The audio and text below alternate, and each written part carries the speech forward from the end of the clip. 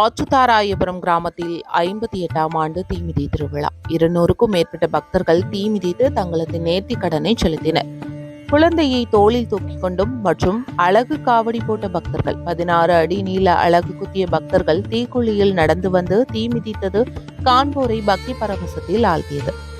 மயிலாடுதுறை மாவட்டம் மயிலாடுதுறை தர்மபுர ஆதீனத்தைச் சேர்ந்த கிராமமான அச்சுதாராயபுரம் கிராமத்தில் உள்ள பிரசித்தி பெற்ற ஸ்ரீ கௌரி மாரியம்மன் கோவிலில் சித்திரை திருவிழாவின் 58ஆம் ஆண்டு தீமிதி திருவிழா நேற்று வெகு விமர்சையாக நடைபெற்றது.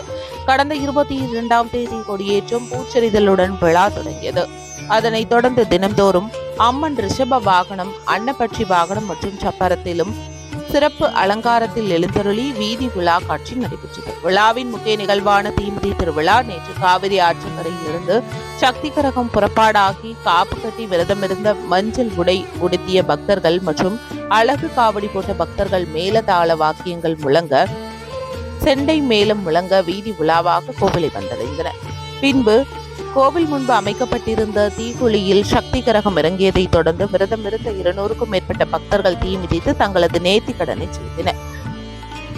பக்தர்கள் குழந்தையை தோளில் தூக்கிக் கொண்டும் மற்றும் அழகு காவடி போட்ட பக்தர்கள், 16 அடி நீள அழகு குத்திய பக்தர்கள் தீக்குழியில் நடந்து வந்து தீ மிதித்தது காண்போரை பக்தி பரவசத்தில் ஆழ்த்தியது.